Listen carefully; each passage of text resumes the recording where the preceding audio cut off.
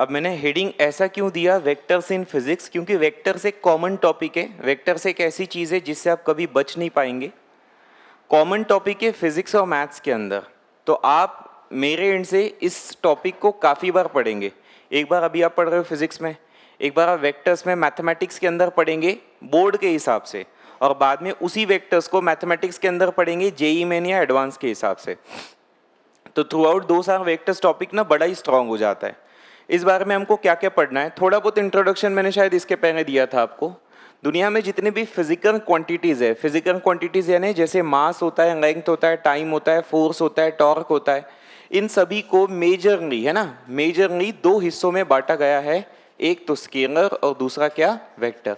एक तीसरा हिस्सा भी होता है टेंसर करके, बट उसका अभी आपको काम नहीं है, आप इतने पे ही फोकस करें। सर किनको स्केलर कहेंगे भैया, मैंने बताया था किनको स्केलर कहेंगे, जिनको सिर्फ मैग्नीट्यूड इंपॉर्टेंट है। ऐसी कुछ चीजें जिनको मैग्नीट्यूड बताने से काम नहीं चलता, साथ साथ डायरेक्शन को भी स्पेसिफाई करना होता है। साथ ही साथ ये ऐसी कुछ क्वांटिटीज है जो कि लॉ ऑफ वेक्टर अलजेब्रा को फॉलो करते हैं। ये क्या है, आज अपन पढ़ने वाले हैं, ठीक है। एग्जाम्पल के तौर पे फटाफट समझेंगे। मैग्नीट्यूड मतलब जैसे मैंने आपके बॉडी का मास पूछा तो आपने बता दिया कि हाँ 60 kg है, 60 kg है, दैट्स इट। उसके लिए साथ में डायरेक्शन बताने की आपको ज़रूरत नहीं, आप किसी भी डायरेक्शन में चलो 60 kg ही रहेगा। मास के साथ साथ क्या है, लेंथ। मैंने बताया था जैसे एग्जांपल, ये ग्रीन बोर्ड का लेंथ आप इधर से उधर गिनो चाहे उधर से इधर गिनो, लेंथ इज सेम। अगर 8 फीट है तो 8 फीट ही रहेगा, किधर से भी गिन लो आप। उसी प्रकार क्या रहेगा, टाइम, है ना, टाइम भी क्या है, स्केलर क्वांटिटी। ऐसे नंबर ऑफ एग्जांपल्स है, कोई कमी नहीं है एग्जांपल्स की। सिमिलर वेक्टर, वेक्टर क्या होता है, जिसमें मैग्नीट्यूड भी इंपॉर्टेंट है और डायरेक्शन भी इंपॉर्टेंट है। फॉर एग्जांपल जैसे कि फोर्स माना हमने, फिर डिस्प्लेसमेंट माना, फिर वेलोसिटी, फिर एक्सेलरेशन, ऐसे नंबर ऑफ एग्जांपल्स है। क्यों, जैसे कि मानते हैं हम डिस्प्लेसमेंट, डिस्प्लेसमेंट जानते हैं हम लोग कहाँ से कहाँ गए। मानो मेरे बॉडी का 3 मीटर डिस्प्लेसमेंट हुआ, अरे लेकिन 3 मीटर नॉर्थ में हुआ, साउथ में हुआ, ईस्ट में हुआ, वेस्ट में हुआ, या कोई और डायरेक्शन में हुआ, तो direction is quite important. Velocity यानी हाँ भैया गाड़ी भाग रही है, अरे गाड़ी भाग रही है कितने स्पीड से भाग रही है, 60 के स्पीड से, और किस डायरेक्शन में भाग रही है, वो भी तो इंपॉर्टेंट है। समझ गया। वैसे ही सेम एक्सेलरेशन का फोर्स, हाँ जो दरवाजा है उसको ओपन करने के लिए फोर्स लगाना पड़ता है, लेकिन सोचो दरवाजे को ओपन करने के लिए फोर्स अलग डायरेक्शन में होता है, क्लोज करने के लिए अलग डायरेक्शन में होता है। तो force has to be accompanied, force का magnitude has to be accompanied with the direction, ठीक है। तो ये सारी चीजें कैसी है, वेक्टर्स है। तो एक बेसिक चीज तो आपको समझ में आ गई। अब मैं एक बार बात कर लेता हूं आपके साथ में इस बारे में, करंट। आपने 10th तक के करंट, इलेक्ट्रिसिटी थोड़ा बहुत तो पढ़ा ही है फिजिक्स के अंदर, है ना। तो करंट में आप जानते हैं कि हाँ भैया जब भी हम लोग कोई सर्किट बनाते हैं तो सर्किट के अंदर करंट यानी आई से डिनोट करते, और करंट को मेजर किस में किया जाता है, एम्पियर्स में। और जब हम लोग करंट का कोई सर्किट डायग्राम बनाते हैं तो करंट की डायरेक्शन दिखाते हैं ना। तो क्या मैं ये मानूं कि भैया जैसे करंट यहाँ से पास हो रहा है मानो 35 एम्पियर, तो ये मैग्नीट्यूड हुआ, और साथ ही साथ आपने क्या दे दिया, डायरेक्शन भी दे दिया। लेकिन मैं आपको ये बता दूं कि करंट जो है वेक्टर क्वांटिटी नहीं है। ऐसी भी कुछ दुनिया में चीजें हैं सर, इसका मतलब जिसके पास मैग्नीट्यूड तो है, डायरेक्शन तो है, लेकिन उसके बावजूद वो क्या नहीं है, वेक्टर। ऐसा क्यों हुआ, क्योंकि वेक्टर में 3 बातें इंपॉर्टेंट है, मैग्नीट्यूड तो है ही, डायरेक्शन भी है ही, लेकिन उसके साथ साथ उसने इन लॉज को फॉलो करना चाहिए। कौन से laws, laws of vector algebra. पहली बात सुनो सर, ये अलजेब्रा क्या होता है, अरे अलजेब्रा मतलब सिंपल नहीं कह रहे, प्लस माइनस इंटू करना है ना, अलजेब्रा होता है। तो प्लस माइनस इंटू करने के वेक्टर के अपने तरीके हैं। आज तक जो बचपन से आप पढ़ते आ रहे हो, फॉर एग्जांपल आप 2 + 3 5 करते हो, या 2 - 3 -1 करते हो, या 2 × 3 = 6 करते हो, या आप 2/3 कर लो, 2/3 का आंसर कितना आता है, 0.66 आता है। मैंने क्या किया, एडिशन, माइनस, इंटू, डिवीजन सब कुछ किया, लेकिन ये सब कुछ किसका किया, 2 और 3 का, और 2 और 3 एक स्केलर नंबर है, उनको कोई डायरेक्शन है क्या, नहीं। तो दुनिया में आज तक आपने जो पढ़ाई की वो पढ़ाई किसकी की, स्केलर की। इस बारी आप पहली बार पढ़ेंगे कि आप अलजेब्रा तो करेंगे, प्लस माइनस इंटू तो करेंगे, लेकिन किसका, वेक्टर का। वेक्टर मतलब डायरेक्शन के साथ। तो इसके अपने फंडे पढ़ेंगे, और उन फंडे में करंट फिट नहीं होता भाई साहब, इसमें करंट एक्सेप्शन है। करंट को मैग्नीट्यूड है, डायरेक्शन है, लेकिन करंट क्या नहीं है, वेक्टर क्वांटिटी नहीं है। ऐसी और भी अगर कुछ क्वांटिटी है तो धीरे धीरे रिवील होगी, उस बारे में कोई चिंता नहीं है। अभी तो एक एक्सेप्शन हमारे ध्यान में आ गया। अब हम आगे बढ़ते हैं। हाँ सर, अब वेक्टर्स के बारे में और कुछ कहानी बता दो। डेफिनेशन आपको सबको समझ में आ गया। वेक्टर्स की और क्या कहानी हो सकती है? वेक्टर्स के पहले हम लोग एक समझते हैं कि वेक्टर्स का नोटेशन कैसे होता है। जैसे मैं आपको कोई किताब के अंदर या नोट्स के अंदर कोई सेंटेंस लिख के दे रहा हूं कि देयर इज अ वेक्टर। अब हर चीज को डिनोट करने के लिए कुछ लेटर वेटर यूज करते हैं अपन। जैसे कि मैंने कोई लेटर यूज कर लिया ए, मैंने कहा कि हाँ भैया एक चीज गिवन है ए, तो आपको समझ नहीं रहा ना कि वो जो ए गिवन चीज है वो स्केलर है कि वेक्टर है। तो अपन ने क्या किया, इसको डिफरेंशिएट कर लिया कि भाई स्केलर रहेगा तो ऐसा नोट करूंगा, वेक्टर रहेगा तो ऐसा नोट करूंगा। तो अगर मैंने सिंपली ए लिख दिया तो वो स्केलर है, लेकिन अगर मैंने ए के ऊपर ऐसा डायरेक्शन दे दिया तो ये नोटेशन किसका बन गया? वेक्टर का। समझ जाना कि हाँ भैया ए के ऊपर डायरेक्शन बैठा है, ये वेक्टर है। या आप इन शॉर्ट बार बार ऐसा एरो ना बनाते हुए इन शॉर्ट खाली लाइन बना दो, समझ जाएंगे डायरेक्शन है। या कई बार कई किताबों में क्या होता है, उसको बोल्ड करके देते हैं, मतलब आपको दो टाइप की चीजें दिखेगी, एक सिंपल ए और ये एक ए। तो सिंपल ए दिखा मतलब दैट इज स्केलर, बोल्ड वाला क्या रहेगा? वेक्टर। बट मेरे हिसाब से this is quite confusing thing. अरे किताब में तो समझ जाओगे, कॉपी में घोटते बैठोगे क्या आप? नहीं। मेरे हिसाब से बेस्ट रिप्रेजेंटेशन ये है, किसी तरीके का झंझट नहीं। तो हम लोग ये प्रेजेंटेशन यूज करेंगे, ये दिख गया तो वेक्टर और ये दिख गया तो स्केलर। अच्छा अब आप सुनना, सर ये वेक्टर है, हाँ बिल्कुल। सर ये स्केलर है, हाँ। तो इसको आप ऐसा भी लिख सकते हैं, दोनों का मीनिंग एक ही होता है। क्या फंडा है सर? फंडा ये है कि देख बेटा ये एक वेक्टर है और वेक्टर के अंदर क्या क्या छुपा होता है? मैग्नीट्यूड और डायरेक्शन छुपी होती है। तो इसका मैग्नीट्यूड ऐसे शो करते हैं, मतलब आप ये कहोगे कि a is the magnitude of vector A. फिर एक बार पढ़ रहा हूं, a is the magnitude of vector A. तो उसी तरीके से यहां पे पढ़ो, यानी ये दो लाइंस मतलब मैग्नीट्यूड कहलाएगी, ये मॉड नहीं है। बचपन में आप इसको ऐसा पढ़ते थे, अरे होता है ना, मॉड ऑफ -3 कितना होता है? 3। तो ध्यान रखें, हम अपने 2 साल के कोर्स में ये दो लाइंस कई बार यूज करेंगे। कई बार उस लाइन को मॉड कहेंगे तो कई बार उसको हम क्या कहेंगे? मैग्नीट्यूड। वो तो रेफरेंस में समझते आएगा। अगर नॉर्मली ऐसा है तो हम लोग सब पढ़ेंगे, सबके पास इतना कॉमन सेंस है, मॉड ऑफ -3 इज 3। लेकिन अगर आपके पास ऐसा है तो आप इसको मॉड ऑफ वेक्टर ए नहीं पढ़ेंगे, इसको क्या पढ़ेंगे? Magnitude of vector A. कैसे निकालते क्या निकालते वो धीरे धीरे समझा जाएगा। अच्छा और क्या, और स्टोरीज बताते, और आगे क्या क्या पढ़ने लायक इसमें हम लोग पढ़ सकते हैं कि there are types of vector. Types बनाने के लिए क्या, टाइप्स बनाने के लिए तो नंबर ऑफ टाइप्स बना सकते हैं। टाइप्स यानी क्या होता है? क्लासिफिकेशन। जैसे मैं इस क्लास के स्टूडेंट्स का क्लासिफिकेशन कैसे कर सकता हूं? मन मर्जी जी चाहे वैसा क्लासिफिकेशन कर सकता हूं। पहला क्लासिफिकेशन, बॉयज अलग गर्ल्स अलग। दूसरा क्लासिफिकेशन, सारे स्टूडेंट जो 5 फीट के नीचे की हाइट है, 5 फीट के ऊपर की हाइट है। तीसरा क्लासिफिकेशन, सारे स्टूडेंट जो 40 kg के नीचे वाले हैं, 40 kg के ऊपर वाले हैं। फंडे समझ में आ रहे? वो सारे स्टूडेंट्स जो रेड शर्ट पहन के आए वो उनका अलग क्लासिफिकेशन और बाकी सारों का अलग क्लासिफिकेशन। तो अब आपको फंडा समझ में आ गया कि क्लासिफिकेशन करने के लिए कोई ऐसा फंडा फिक्स नहीं होता, आप मनमर्जी क्लासिफिकेशंस कर सकते। लेकिन आप करते क्या है, आप सिर्फ इंपॉर्टेंट चीजों पे ध्यान देते हैं। मैं समझ रहा हूं कि इस क्लास में ये इंपॉर्टेंट नहीं है कौन रेड शर्ट पहन के आया, कौन रेड शर्ट नहीं पहन के आया।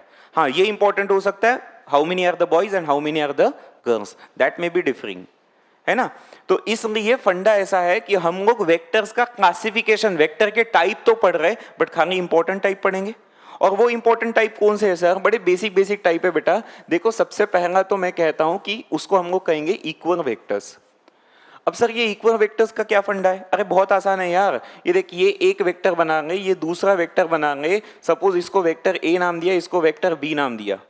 तो मेरे ध्यान में आ रहा है जितना इसका मैग्नीट्यूड है उतना ही इसका भी मैग्नीट्यूड है। क्या वो दोनों का डायरेक्शन सेम है? डायरेक्शन भी सेम है। तो बिल्कुल बिंदास तरीके से आप ये कह दो कि vector A is equals to क्या रहेगा? Vector B.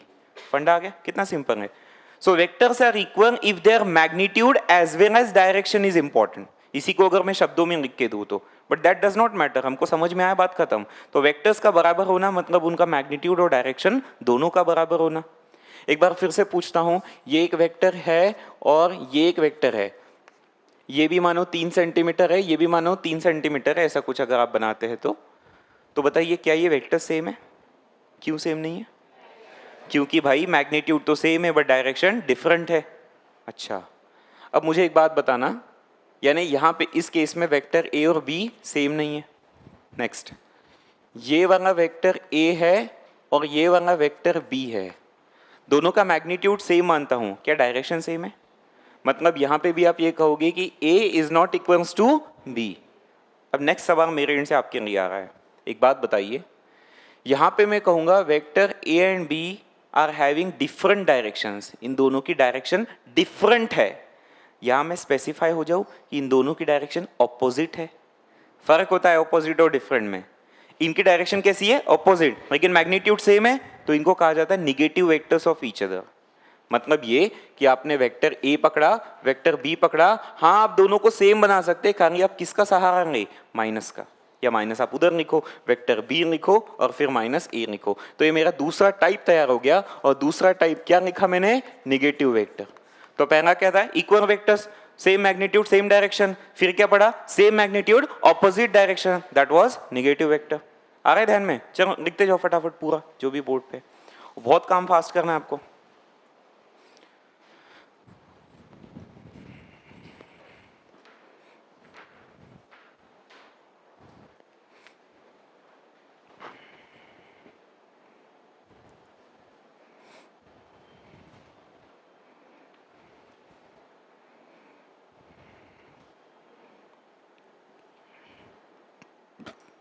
आपको मैंने 1D मोशन पढ़ाया था, मैंने तब भी बताया था आपको कि 1D मोशन पूरी तरीके से पढ़ाया नहीं गया अभी आपको, अभी आपने सिर्फ कंसेप्ट पढ़े हुए हैं, उसकी प्रैक्टिस कुछ भी नहीं हुई है।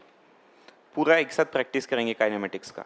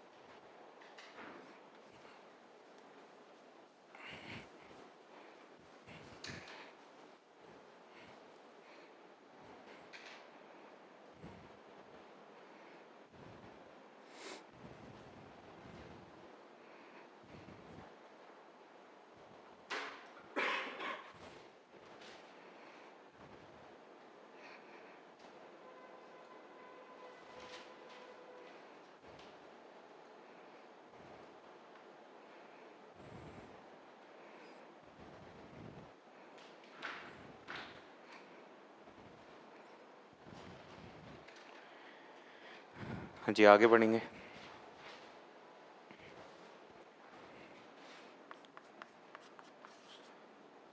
चलिए, तो ऐसा है, फिर से एक वेक्टर बनाया, ये वेक्टर ए, और ये एक और वेक्टर बनाया, ये वेक्टर बी। मुझे बिल्कुल नज़र आ रहा है कि दोनों की डायरेक्शन सेम है, बट दोनों का मैग्नीट्यूड सेम है क्या? नहीं। तो क्या ये इक्वल हो सकते? इक्वल तो नहीं हो सकते, लेकिन डायरेक्शन के हिसाब से मैं इनको एक बात जरूर कह सकता हूं कि ये वेक्टर्स आपस में कैसे पैरेलल, जैसे पैरेलल लाइंस होती है। सेम वे आप ऐसा भी कंसिडर कर सकते थे कि हाँ ये वेक्टर ए है और ये वाला जो है ये वेक्टर बी है। इन दोनों के बारे में आप क्या बात करेंगे? हाँ सर, अभी भी ना मैग्नीट्यूड जो है वो डिफरेंट है। चलो इसको एक बड़ा छोटा बना लेता हूँ। मैग्नीट्यूड डिफरेंट है, डायरेक्शन ऑपोजिट है, बट कहीं ना कहीं पैरेलल दिख रहे हैं, तो ये वाले भी क्या कहेंगे? इसको भी पैरेलल वेक्टर्स कहा जाएगा। लेकिन कई बार ना लोग इसको एंटी पैरेलल वेक्टर्स कहते हैं। मतलब एक फंडा ये होता है कि हाँ दोनों सेम डायरेक्शन में रनिंग है, पैरेलल ऑपोजिट डायरेक्शन में है तो एंटी पैरेलल, ऐसा कहा जाता है। इसमें एक फंडा मैं आपको पढ़ा देता हूं। मैं किन वेक्टर्स की बात कर रहा हूं? वेक्टर ए और वेक्टर बी, दोनों डायग्राम में वैसे ही मैंने बनाया। कई बार ये ऐसा होता है कि इन दो वेक्टर्स के बीच में एक स्केलर फंसा होता है। जब जब आपको ऐसा दिखेगा, मतलब यहां पे मैंने ये लैम्बडा लिखा हुआ है, पढ़ते आता है आपको, ये लैम्बडा है, ठीक है। ये लैम्बडा मतलब एक स्केलर है, दिख रहा है, ये वेक्टर है, ये वेक्टर है, उनके बीच में स्केलर है, तो इसको अंग्रेजी में ये कहते हैं भैया कि the two vectors are having scalar relationship between them. Say it one more time. The two vectors are having scalar relationship between them. तो याद रखना, जब भी वेक्टर्स के बीच में स्केलर रिलेशनशिप हो तो वो वेक्टर्स या तो क्या बनेंगे? पैरेलल, या तो क्या बनेंगे? Anti parallel. 110%।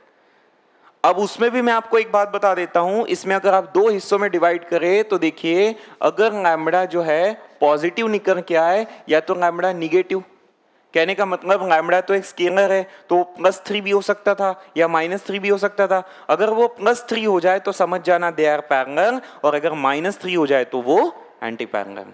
बेहतरीन चीज समझ में आ गई आपको? अच्छा, और आगे बढ़ते हैं। ये एक हिस्सा हो गया सर। अब नेक्स्ट हिस्सा बताइए। नेक्स्ट हिस्सा मतलब ये चीज है कि हाँ भैया zero vector. Sir zero vector क्या? अच्छा, एक नाम भी है इसको, वो भी मैं बता देता हूँ। जीरो वेक्टर को हम लोग नल वेक्टर ऐसा भी कहा जाता है। ये क्या फंडा है?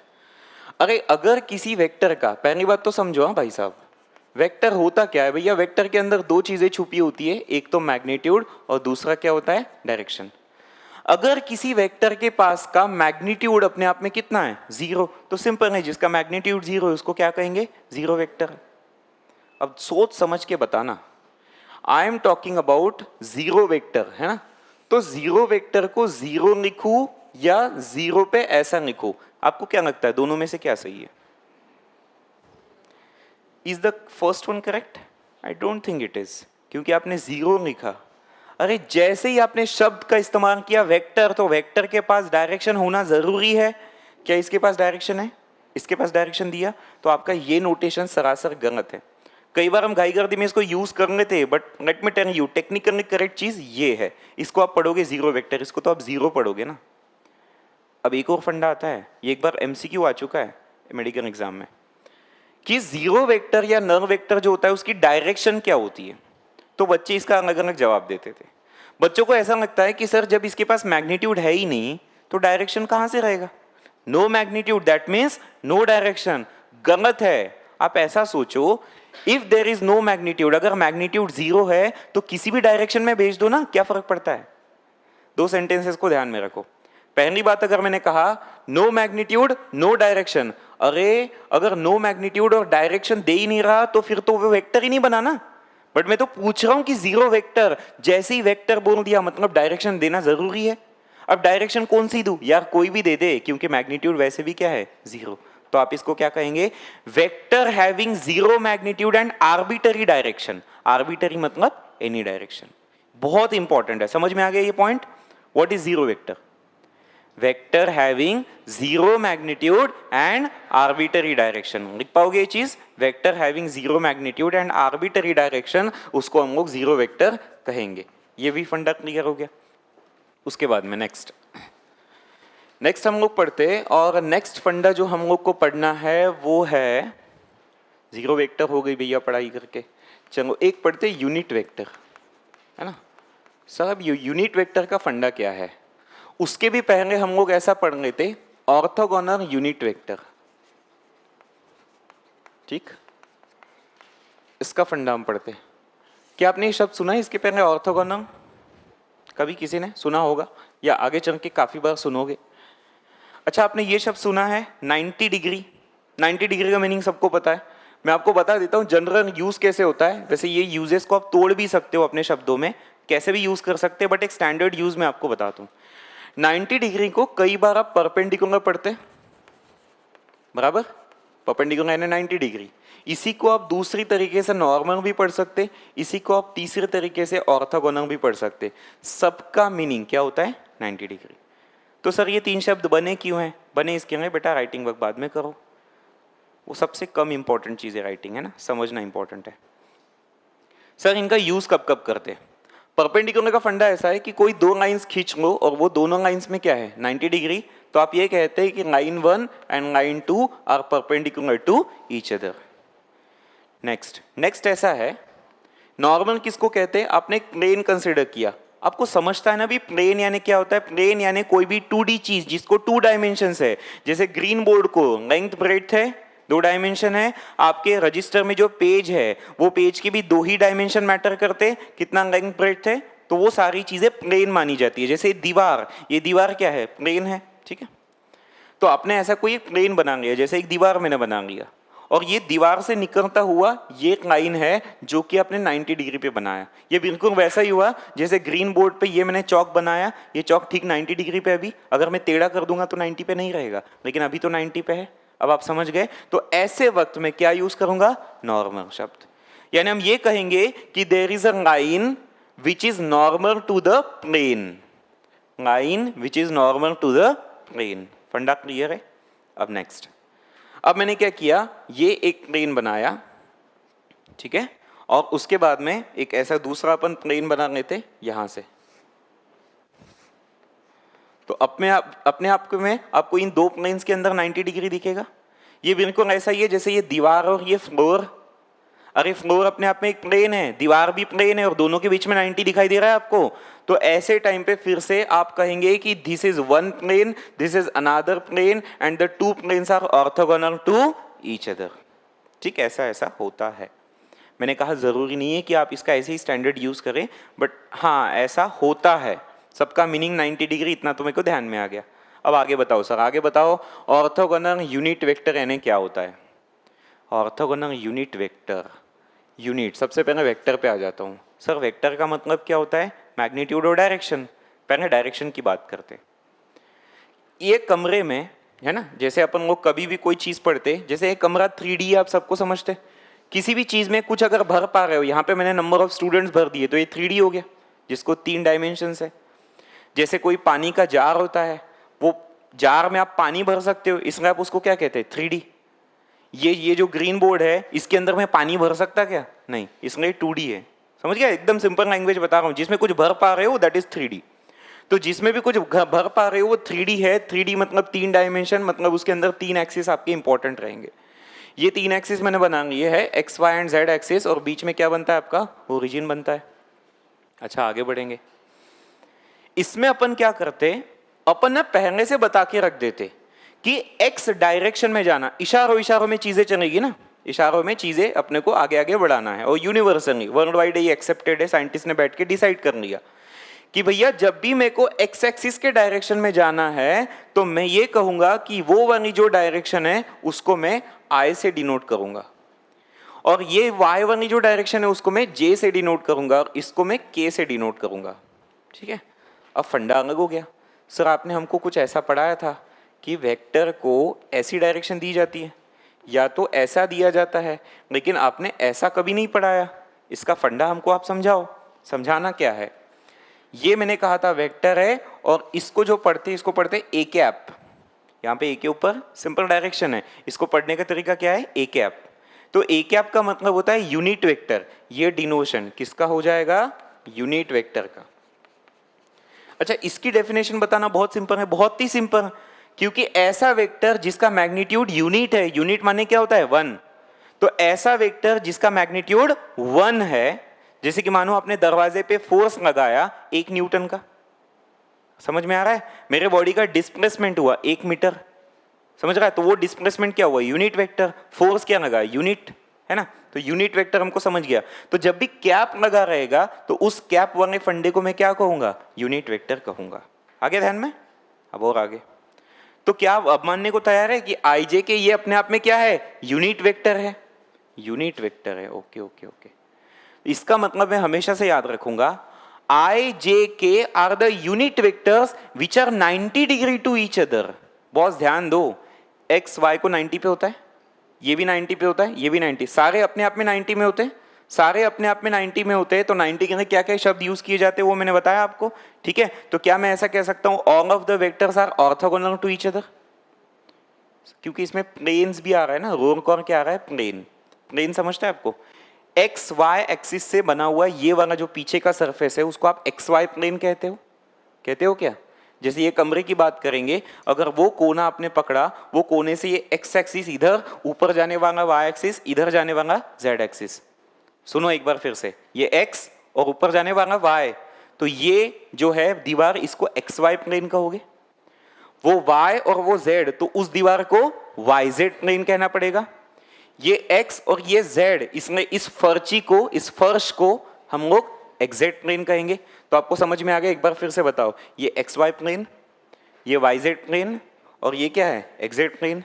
क्या आप मानते हैं इस कमरे के अंदर ये दीवार और वो दीवार सबके सब आपस में 90 में है? सारे प्लेन्स आपस में 90 में है, और जब प्लेन्स आपस में 90 में रहते तो जनरली क्या कहते? ऑर्थोगोनल। इसलिए मैंने कह दिया कि I J K are the orthogonal unit vectors. अब मीनिंग समझ गया ऑर्थोगोनल यूनिट वेक्टर का। अब आगे बढ़ रहा हूं। अब मैं एक ऐसा वेक्टर बनाता हूं जिसमें मैंने ये कह दिया 6i + j - प्लस 3k, ऐसा कुछ। मैं आपको इसका मीनिंग पढ़ा के दिखाता हूँ। और मैंने इसको क्या कह दिया, वेक्टर। बस अगर आपको ये समझ में आ गया, मतलब वेक्टर की सबसे कोर चीज समझ में आ गई आपको, फिर आगे में कभी कोई दिक्कत ही नहीं होगी अपने को। सर इसका मीनिंग समझा दो। मतलब मैं एक ऐसा वेक्टर ढूंढ रहा हूं जिसके अंदर ये सारी बातें छुपी हुई है, तो इसका मीनिंग क्या होता है, आई। अब मेरे को समझ में आ गया सर, आई का मतलब जब भी आप आई बोलोगे तो मैं एक्स पॉजिटिव एक्स में भागूंगा, जे का मतलब वाई में, पॉजिटिव वाई में, और के का मतलब पॉजिटिव जेड में भागूंगा। तो इन्होंने इशारों में क्या कहा है कि देख तू ओरिजिन से चालू कर, 6 यूनिट, इस पे ध्यान देना, 6 यूनिट एक्स में भागना, समझ गया, 1 यूनिट ऊपर जाना और 3 यूनिट आगे आना। कुछ समझ में आ गया? क्या क्या किया एक बार फिर से, 6 1 3, क्यों किया समझ में आ गया? क्या मैं इस पॉइंट पे पहुंच गया? अब ये ओरिजिन था, यहां से एक लाइन ऐसे बना दूं एरो देके, आप जानते हो ये क्या कहलाएगा अपने आप में, वेक्टर। और ये कौन सा वेक्टर कहलाएगा, वेक्टर ए। ठीक है, एक बार फिर से इस कमरे के हिसाब से वो वाला कोना ओरिजिन। मैंने आपको फिर से कहा ऐसा कुछ ढूंढो, 9i plus 5j and 7k। अब आपको ढूंढ के बताना है कि कैसे वेक्टर आएगा। अपन एक बार ij के, यही आपको ध्यान में आ रहा है, तो बताओ उस कमरे के हिसाब से क्या करना पड़ेगा। उस कोने से मानो 9 मीटर 9 फीट, मानो ये फीट में दिया हुआ है, काय में भी दिया हो सकता है, तो मेरे को क्या करना पड़ेगा, 9 फीट इधर आना पड़ेगा, फिर 5 फीट ऊपर जाना पड़ेगा और 7 फीट आगे जाना पड़ेगा। तो हुआ क्या, 9 5 7, ये करने के बाद मैं स्पेस में पहुंच गया। सुनो पहले क्या हुआ था, 1D एक लाइन में आया, लाइन से प्लेन में चढ़ा और प्लेन से स्पेस में गया, 1D से 2D में गया, 2D से 3D में गया, I 1D plus J 2D plus K 3D। अरे क्या मजा आ गया, तो यहां पहुंच गया, वो वाला ओरिजिन है, वहां से एक वेक्टर कनेक्ट किया। क्या सबको दिख रहा है? एक बार फिर से डार्क कर दूं, ये सबको दिख गया? तो ये जो दिखा ये क्या था, वेक्टर ए। अगर मैं इसको कहूं तो ये क्या बन गया अपने आप में, वेक्टर ए। अब कहानी पकड़ में आ रही कि हाँ वेक्टर को कैसे डिनोट करते हैं, और अब सिग्निफिकेंस समझ में आ रहा है आई जे के। तो एक बार ये बताइए कि आई ने क्या काम किया। अरे आई ने खाली ये बताया 9 तेरे को जाना कहां पे है, समझ गया?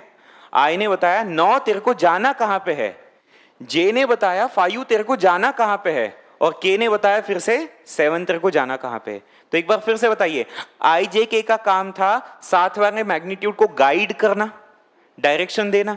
टीचर का काम होता है स्टूडेंट को डायरेक्शन देना, डायरेक्शन देना है ना, गाइडेंस देना। सेम वे इन आईजेके का काम क्या था, मैग्नीट्यूड को डायरेक्शन देना।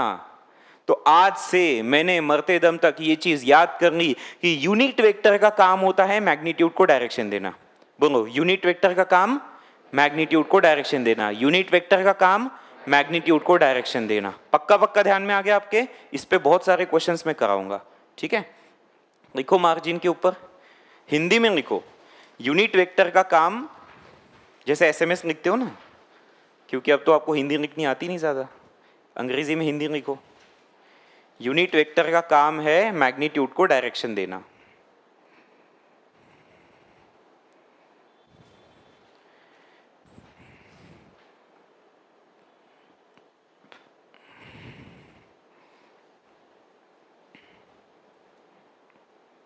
नीचे लिखो, यूनिट वेक्टर की डेफिनेशन लिखो। यूनिट वेक्टर की definition, vector having one magnitude, vector having unit magnitude, vector having unit magnitude.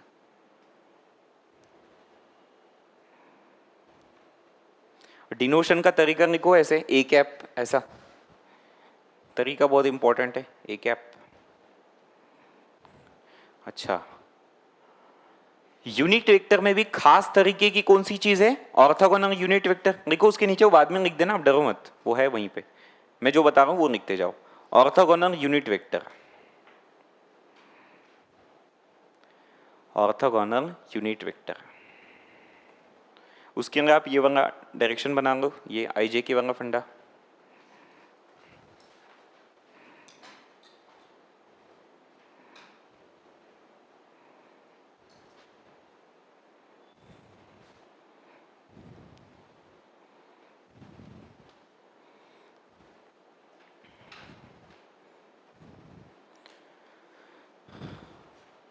तो भाई साहब ना आप ध्यान दे, ऐसा हुआ कि वेक्टर के ढेर सारे टाइप है। अभी जो मैं पढ़ाया था आपको, वेक्टर का एक टाइप होता है जीरो वेक्टर और एक टाइप होता है यूनिट वेक्टर।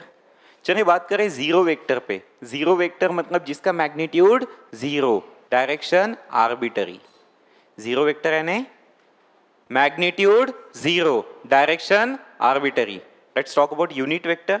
यूनिट वेक्टर यानी ऐसा वेक्टर जिसका मैग्नीट्यूड यूनिट है, उसमें भी खास तरीके का क्या होता है, orthogonal unit vector. Orthogonal unit vector दुनिया में तीन ही है। कौन है? आईजेके। आईजेके किस डायरेक्शन में भागते? Positive X, positive Y and positive Z. एक बार समझने की कोशिश फिर से करेंगे इसको। मैं क्या करता हूं, ऐसा कुछ आपको दे देता हूं, मानो 3i, ठीक है, minus J and plus 2k। अब इसका मीनिंग समझते हैं सर, ये वेक्टर कैसे होगा? फिर से वो कमरे के उस कोने से हमने चालू किया। आई जे के आपको समझ में आ रहा है? आपको आई वाला पॉजिटिव फंडा दिख रहा है, यानी आपने 3 यूनिट इधर गए। जनरली पॉजिटिव जे में ऊपर जाते हैं, तो सब बताओ निगेटिव जे में नीचे जाना पड़ेगा। तो भैया वहां से हम लोग क्या किए, 3 यूनिट इधर आए और 1 यूनिट ऊपर न जाते हुए नीचे, मतलब 1 फीट नीचे चले गए, नीचे के क्लासरूम में पहुंच गए भाई अपन। नीचे के क्लासरूम में पहुंच के वहां से 2 यूनिट आगे। अब समझा? 3 1 2, ऐसा हुआ फंडा। ओरिजिन ऊपर में था तो वेक्टर भी ऐसा बनेगा, यानी नीचे के क्लास में जाएगा। समझ में आ गया? अगर मैं यहां पे प्लस करके यहां पे माइनस लूं तो क्या होगा? कैसे होगा बताइए? 3 1, के का मतलब पॉजिटिव आगे जाता है, लेकिन अब आगे जाना है पीछे, पीछे कमरे के बाहर उधर निकल जाएंगे अपन। तो 3 1 2 मतलब यहां पहुंच गए, ये आपका ओरिजिन था, यहां से ये वेक्टर कनेक्ट हुआ। डन, बनाओ। बाकी सारी चीजें बना लो जो भी मिस आउट हुई थी।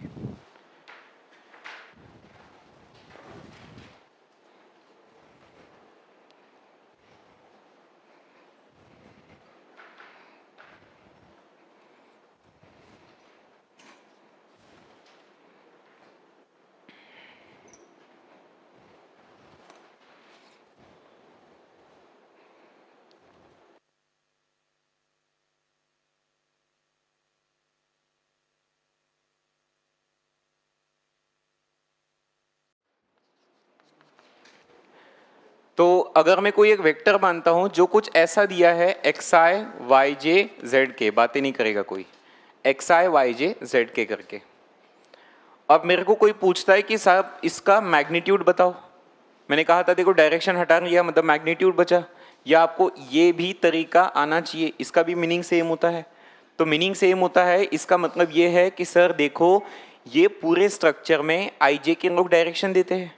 आपको आई जे के हटा के खाली प्योर मैग्नीट्यूड बताना है तो उसका तरीका, वेरी फर्स्ट टाइम पढ़ रहे, बार बार इसको प्रैक्टिस करोगे। तरीका ये होता है भाई साहब कि आई जे के कोएफिशिएंट उठाओ, कौन कौन है, एक्स उसका स्क्वायर, वाई का स्क्वायर, जेड का स्क्वायर, ऐड किया, स्क्वायर रूट किया, ये आपको हमेशा मैग्नीट्यूड दे देगा। तो वेक्टर के अंदर छुपा हुआ मैग्नीट्यूड निकालने का तरीका मैंने बताया। सबको समझ में आया ये वेक्टर क्यों है?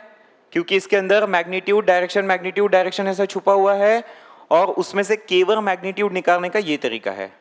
फंडा क्या हुआ एक बार फिर से, कमरे में जैसे अपन वो कर रहे थे ना 5 3 2, ठीक है, तो ये मैग्नीट्यूड बड़े कॉम्प्लिकेटेड तरीके में छुपा था कि कुछ मैग्नीट्यूड इधर गए, कुछ इधर गए, कुछ इधर गए। लेकिन जब मैंने फाइनली बात की कि आपने यहां से यहां कनेक्ट किया तो ये फाइनल आउटपुट है, तो ये फाइनल आउटपुट का मैग्नीट्यूड आप समझ में आ रहा है, वो कहीं ना कहीं कुछ ना कुछ तरीके से हाइपोटेनस थ्योरम टाइप का बना है। आपको महसूस नहीं हो रहा है, वो 2 बार हाइपोटेनस थ्योरम रख के कहीं ना कहीं ये वाला फंडा आया है।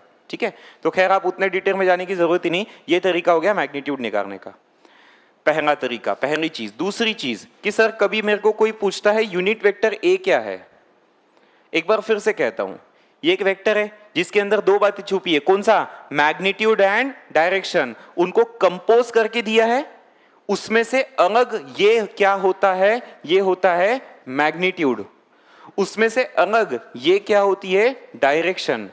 सर ये डायरेक्शन होती है, इसको तो आपने यूनिट वेक्टर कहा। हाँ ना भाई, अभी तो मार्जिन के ऊपर लिखा यूनिट वेक्टर का काम क्या होता है, डायरेक्शन देना। तो कल को जब भी मेरे को कोई पूछेगा कि नहीं इसका डायरेक्शन बता, मतलब उसका यूनिट वेक्टर बता।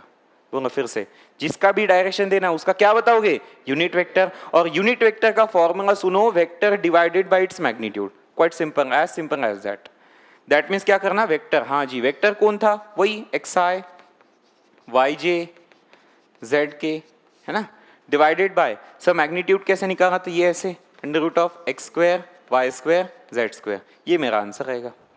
सर इसको जस्टिफाई कैसे करेंगे, यार ये फॉर्मूला बहुत आसान है. देख इसको कहीं ना कहीं तू अगर क्रॉस प्रोडक्ट करता है तो ये ऐसा दिखेगा क्या, क्या आप मानते हैं क्रॉस प्रोडक्ट हुआ क्या, एक बार फिर से बताओ. ये एक वेक्टर है, वेक्टर के अंदर क्या छुपा होता है, मैग्नीट्यूड, और ये क्या छुपी होती है, डायरेक्शन. तो वेक्टर बना होता है मैग्नीट्यूड को जो भी डायरेक्शन दोगे तब जाके एक वेक्टर बनेगा. तो बिल्कुल कंपोजिशन सही रहा अपना. प्रैक्टिस करते इसकी थोड़ी सी, लाइव प्रैक्टिस करते.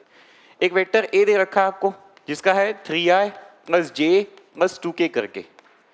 सर पहली बात कोई मेरे को पूछ रहा है नहीं इसका मैग्नीट्यूड बताओ, तो मैग्नीट्यूड के लिए वेक्टर ए ऐसा मैंने बनाया अंडर रूट ऑफ बोलो इन सब का कोइफिशिएंट का 3 स्क्वायर 1 स्क्वायर 2 स्क्वायर, ये आगे ध्यान में. और जब मैं उसकी डायरेक्शन की बात करूंगा तो डायरेक्शन का मतलब होता है यूनिट वेक्टर ए. अच्छा ये आंसर कितना आया, ये आया 9 प्लस 1 प्लस 4 यानी अंडर रूट ऑफ 14 रह गया.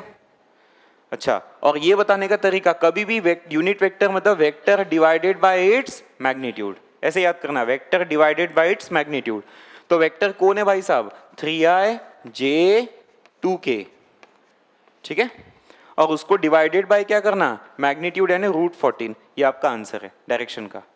अगर आप इसको ऐसा देखना चाहते तो आप ऐसा भी देख सकते, कैसे सुनो, 3 by root 14 i plus 1 by root 14 j plus 2 by root 14 k. अरे ऐसा हो सकता है कि नहीं हो सकता है, बिल्कुल हो सकता है. कुछ लोगों के दिमाग में चिंता दिख रही है, चेहरे पे चिंता दिख रही है कि सर आप इसको यूनिट वेक्टर क्यों कह रहे हो, I am not getting any idea. तो एक बार फिर से सुन, तू फिर से ये सुन कि ये वाली जो चीज दिख रही है इसका मेरे को मैग्नीट्यूड निकालना है. मैग्नीट्यूड समझते हो, तो आप मैग्नीट्यूड निकालने का फंडा बताया, स्क्वायर रूट ऑफ क्या करने का, आईजे के कोएफिशिएंट का स्क्वायर करो, इसका स्क्वायर करो, कितना आएगा 9/14. इसका कितना आएगा 1/14. इसका कितना आएगा 4/14. अरे समझा कि नहीं, 9 1 10 10 और 4 14, सबके डिवीजन में 14, आंसर कितना आया 1. अभी जिसका मैग्नीट्यूड 1 आता उसी को तो यूनिट वेक्टर कहते हैं, और जो यूनिट वेक्टर होता है वही क्या देता है, डायरेक्शन. तो अपने आप में सारी चीजें जस्टिफाई हो गई, तरीका समझ गया. कोई कंफ्यूजन डाउट है पूछो, नहीं तो लिखो.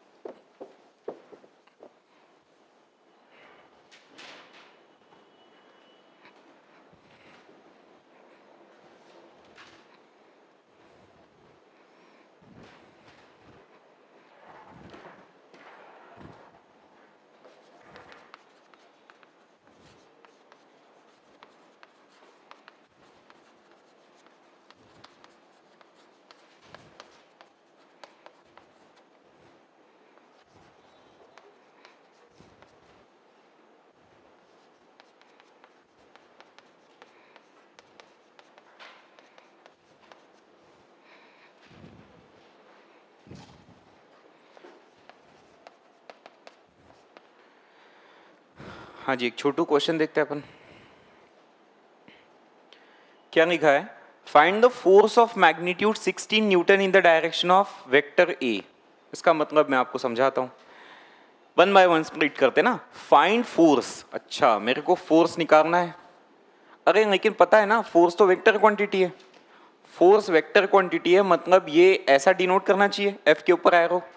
लेकिन सर वेक्टर तो बनता है मैग्नीट्यूड और डायरेक्शन से, तो इसके लिए मुझे क्या लगेगा? Magnitude and accompanied with the direction. अच्छा, फोर्स निकालना है जिसका मैग्नीट्यूड 16 हो। अच्छा 16, अरे डन, बढ़िया है। और डायरेक्शन, डायरेक्शन दिया है इन द डायरेक्शन ऑफ, मतलब इसकी डायरेक्शन में। अबे तेरी डायरेक्शन मतलब तेरा यूनिट वेक्टर है ना, डायरेक्शन मतलब यूनिट वेक्टर होता है। कितना आसान हो गया, 16। अच्छा, इसका आंसर तो vector divided by its magnitude, यानी आंसर क्या आया? 16। अच्छा, वेक्टर कौन है भाई? लिखो 3i माइनस जे प्लस 5k, और इसका मैग्नीट्यूड, मैग्नीट्यूड का फंडा बताया था कैसे आएगा? 9 plus 1 plus 25। Don't get confuse, यहाँ पे 3 का स्क्वायर 9 माइनस 1 का स्क्वायर 1 ही तो होता है, निगेटिव का भी स्क्वायर 1 होगा, और 5 का स्क्वायर 25, तो 10 35। तो आपका आंसर क्या है? 16 by root 35, and this is as it is. ये हो गया आपका फोर्स। इतना आसान है, ठीक है, करो। तो जब भी वेक्टर निकालने बोले हमेशा दिमाग में घंटी बजनी चाहिए। वेक्टर बोला क्या, मैं पता करूंगा मैग्नीट्यूड क्या, पता करूंगा इसकी डायरेक्शन क्या है। दो ही चीजों पे फोकस लगाना है आपको।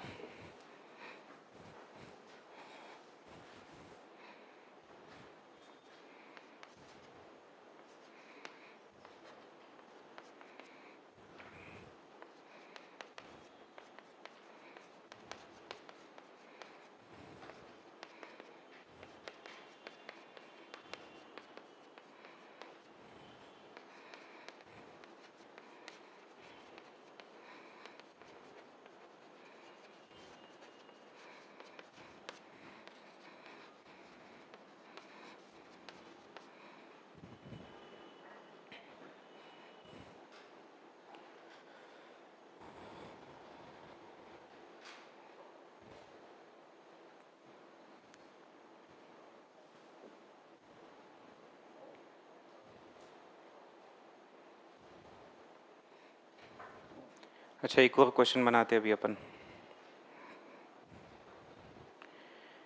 है ना। क्वेश्चन क्या है?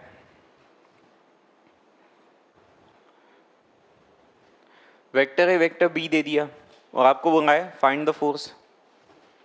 अरे मैं तुमसे कितने बार कहूँ, तुम लोग स्लो मोशन हो क्या? एक नहीं, सबके सब लिखते ही रहते उसको, आई डोंट नो क्या करते तुम। क्या एक एक चीज देखते कि अच्छा 16, हाँ 1, फिर देखा 6, हाँ ए, फिर उसके ऊपर 9, ऐसा करते क्या गधे जैसा?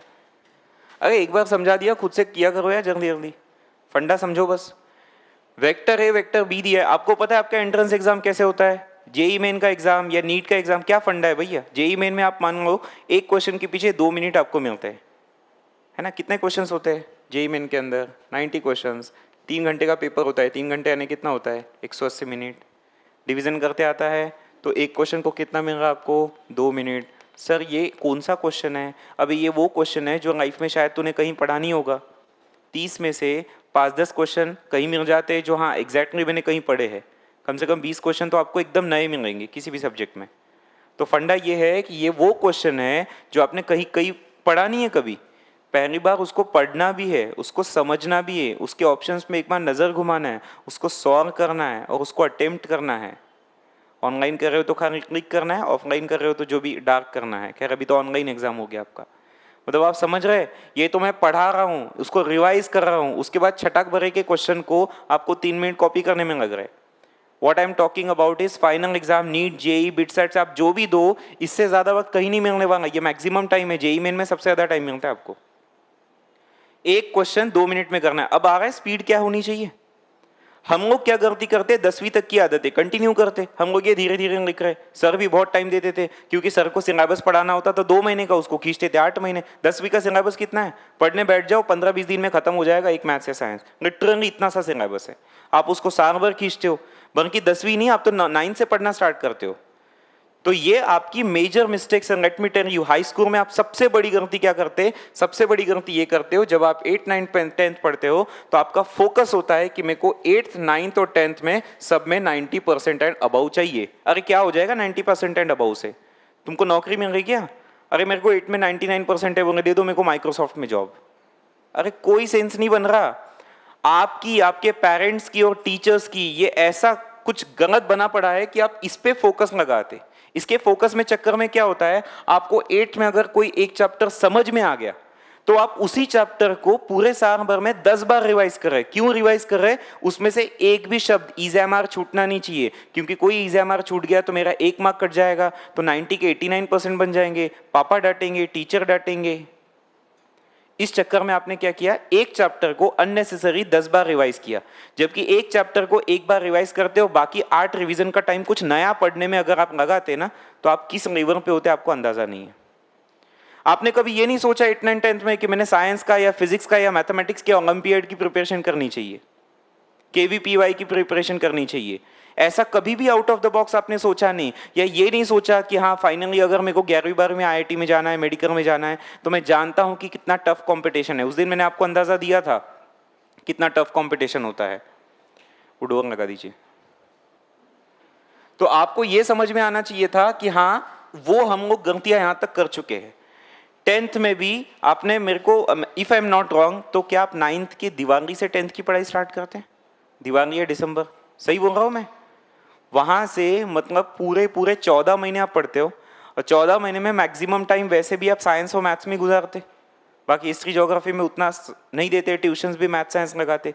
तो आपने 12-14 महीने कौन सा सिलेबस पढ़ा जो छठा वर्ग की किताब होती है, जिसको 1 या 1.5 महीने में कंप्लीट किया जा सकता? वहां पे आप अपने 12-12 महीने गवाते हो, और उसका भुगतान हमको करना पड़ता, हम जैसे टीचर्स को, जो 11वीं 12वीं में आके पढ़ा के हम कोशिश कर रहे हैं कि आपका एक लेवल अपलिफ्ट करके आपको NIT या IIT या MBBS में भेजे। वो नहीं हो पाता। क्यों नहीं हो पाता? क्योंकि आप अपनी 10वीं तक की आदतें छोड़ने को तैयार नहीं रहते, है ना। 10th में आपको मिल जाते 95-96% और एक ओवर कॉन्फिडेंस आ जाता है ना। कई बार तो मैंने ये देखा है कि बच्चे को 89, 90, 91, 92% होते, होशियार रहता है, मैं नहीं ऐसा नहीं बोलूंगा, बट आप नहीं जज कर सकते 10th के 90% से कि आप होशियार है, या 60% से कि आप गए बीते हैं। लेकिन पेरेंट्स इससे जरूर ओवर कॉन्फिडेंस में आ जाते, दे थिंक कि मेरा बच्चे को 90% 10th में आ गया तो ये तो कुछ भी कर सकता है, ही कैन डू एनीथिंग। फिर उसको भेजा जाएगा कोटा, नागपुर, किधर किधर या इधर कहीं पे भी।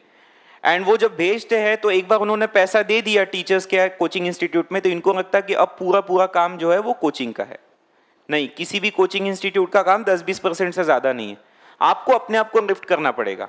और मेरे क्लास को मेरे ख्याल से अभी 12-15 दिन में पढ़ा रहा हूं आपको, और मैं डे 1 से क्या बोल रहा हूं आपको, स्पीड बढ़ाओ, स्पीड बढ़ाओ, स्पीड बढ़ाओ, है ना। डे 1 से मैंने P&C स्टार्ट कर दिया, तब आधे लोग डर गए। लिटरली आपके डरने की वजह से वो P&C टॉपिक को मैंने अभी आपको कर बैठने नहीं दिया। आप कर बैठते ना तो आपका कॉन्फिडेंस इतना बूस्ट लेवल पे चले जाता। कर मैंने सारे JEE मेन के क्वेश्चंस कराए, तो कर बच्चों को रियलाइज हुआ कि सर जिस लेवल के क्वेश्चन पढ़ाते हैं, अरे उससे तो काफी आसान आते JEE मेन में। लेकिन आप वो मौका खो बैठते हो क्योंकि आप वैसे ही डर जाते हो कि मैं तो कर ही नहीं पाऊंगा। तो आपको कहीं ना कहीं अपनी मेंटालिटी को चेंज करना पड़ेगा। जितने जल्दी चेंज करोगे उतना राइज करोगे। वक्त ज्यादा नहीं है, मैंने पहले बताया, फिर एक बार बता रहा हूँ, 15 से 16 महीने आपके पास है। आज ये मई महीना चल रहा है, मैक्स टू मैक्स अगले जुलाई या अगस्त तक आपका कोर्स खत्म होना चाहिए। मेरा पढ़ा के तो हो ही जाएगा, आपका पढ़ के कंप्लीट होना चाहिए। तब जाके जून जुलाई से आप ऑल इंडिया लेवल की, मतलब जुलाई या अगस्त से ऑल इंडिया लेवल की जितनी भी डिफरेंट इंस्टीट्यूशन की कोचिंग होती है। मैं कभी ये नहीं कहता कि आप मेरे से पढ़े तो मेरी टेस्ट दे, अरे आप मेरी टेस्ट दो, लेकिन मैं तो झूठ भी बोल सकता हूं ना। कैसे झूठ? मैंने जो पढ़ा है वही टेस्ट में पूछ रहा हूं, तो फिर तो आपको आउट ऑफ मार्क्स आएंगे ही। क्या गारंटी कि वही फाइनली भी आएगा? इसलिए मैं पढ़ा रहा हूं, स्टडी हियर टेस्ट एनीवेयर। समझ में आ रहा? आप मेरे से पढ़ो, मेरी टेस्ट दो, और ऑनलाइन टेस्ट अवेलेबल है अलग अलग इंस्टीट्यूट की, आप हर टेस्ट दो, और हर एक की टेस्ट आप कितनी भी कोटा के इंस्टीट्यूशन होंगे, दिल्ली के इंस्टीट्यूशन होंगे, साउथ इंडिया में कुछ अच्छे इंस्टीट्यूशन है रेप्यूटेड, सबकी टेस्ट सीरीज जुलाई अगस्त से चालू हो जाती है, JEE मेन नीट सबकी। तो अगर आपको वो टेस्ट सीरीज देना है तो उसके पहले पूरी तरीके से प्रिपेयर्ड रहना पड़ेगा, क्योंकि उनकी टेस्ट सीरीज तगड़े लेवल पे होती है, और उसका फायदा बड़ा जबरदस्त होता है। ऑल इंडिया लेवल पे आपको अपनी स्टेटस पता चलता है कि आप पर्टिकुलर टेस्ट में अगर 5,000 या 10,000 बच्चों ने एग्जाम दिया तो 10,000 में आप कहाँ स्टैंड कर रहे हो। समझ में आ रहा है? ये इंपॉर्टेंट है, इसमें आगे से मैं बता रहा हूँ। अभी हार्डली 12-15 महीने आपके पास बचे हैं, रिलैक्स होने का कोई टाइम आपके पास नहीं है। 2 साल के बाद रिलैक्स ही रिलैक्स रहोगे। आप IIT में जाओगे तो भी रिलैक्स फील करोगे, MBBS में जाओगे तो भी रिलैक्स फील करोगे, या घटिया से 3rd class private engineering college में जाओगे तभी भी रिलैक्स करोगे, क्योंकि रिलैक्स ही करना पड़ता है, उसमें अब तुम कुछ कर ही नहीं सकते। ये 2 साल है स्ट्रगल करने का, बाद में आप ये सोचो स्वर्ग में जाके रिलैक्स करना है, नरक में जाके रिलैक्स करना है, दैट्स अप टू यू। ठीक है, तो मैं बार बार जो कह रहा हूं उस पर ध्यान देंगे। स्पीड मेरे को यूटमोस्ट लेवल पे जानी चाहिए। जब मैं पढ़ा रहा हूं तब कोई बीच में राइटिंग वर्क करेगा नहीं, इसके बाद मैं कॉपी फाड़ के फेंक दूंगा। ठीक है, और मैं जो भी पढ़ा रहा हूं, क्या आपको लगता है कि मैं कहीं खुद से कुछ बना रहा हूं? अरे नहीं, ये क्या मैंने बनाया कि वेक्टर को ऐसे डिनोट करते उसका मैग्नीट्यूड? ये सारी चीजें भाई साहब किताबों में लिखी है, और ऐसी मार्केट में कम से कम 100 किताब होगी। तो तेरा कुछ राइटिंग वर्क मिस हो गया तो तू वीडियो लेक्चर देख ले, और उसको भी नहीं देखना है तो कोई भी किताब खरीदे। जितना मैं पढ़ा रहा हूं उससे ज्यादा ही किताब में रहेगा। क्या आपको लगता है कि मैं जितना पढ़ा रहा हूं बस वही एग्जाम में आ जाएगा? कुछ ना कुछ एक्स्ट्रा तो रहेगा। हर साल नई नई किताबें आती है, हर साल रिसर्च मटेरियल डेवलप होता है, तो आपको अपडेट रहना है, क्योंकि करियर आपको बनाना है। मेरा बन गया भाई, मैं पैसे कमा रहा हूं, अब आपकी बारी है, आपको अपने लेवल पे प्रिपेयर करना है। ठीक है, तो don't be dependent on any teacher completely. मैं ही नहीं, दुनिया के किसी भी टीचर पे कंप्लीट डिपेंडेंसी आपको नहीं रखना है। अगर सचिन सर, जयसवाल सर आपको 100 क्वेश्चन पढ़ा रहे, आपने घर जाके कुछ 100-150 क्वेश्चन एक्स्ट्रा कहीं से करना है, खुद से फाइट मारना है, खुद को अपलिफ्ट करना है।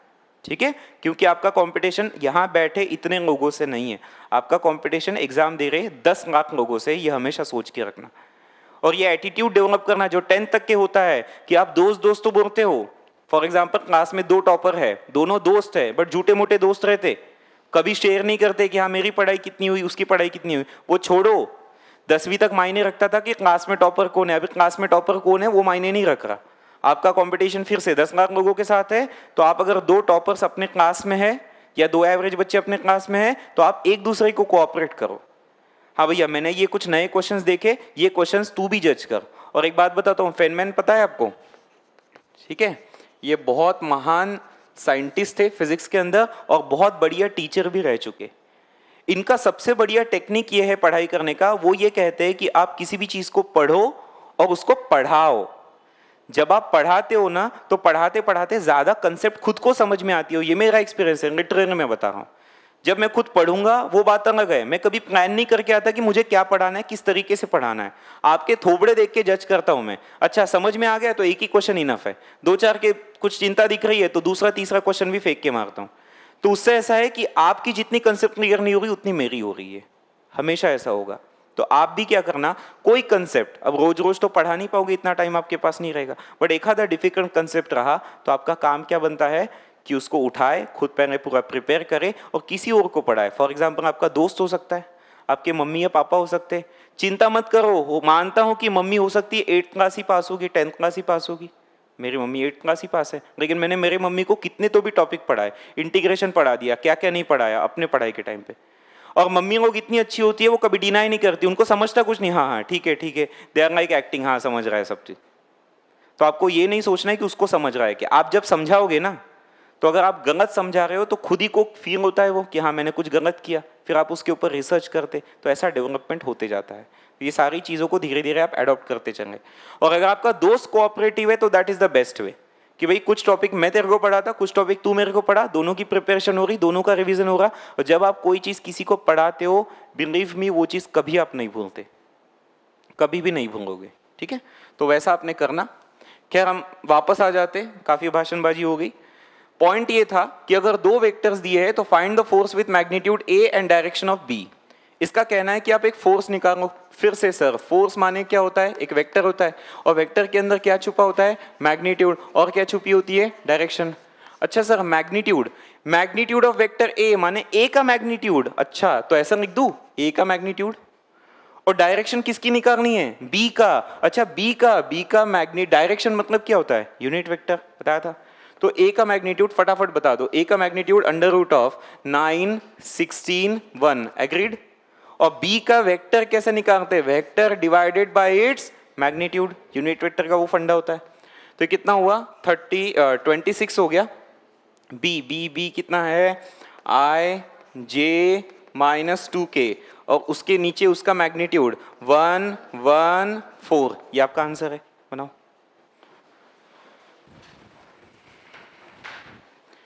जब मैं पढ़ा रहा हूं तो आपको ये सोचना है कि सर पढ़ा रहे, ये आखिरी मौका है मेरा देखने का, बाद में क्वेश्चन खुद से बनाना है। अटक गए तो रेफर करो।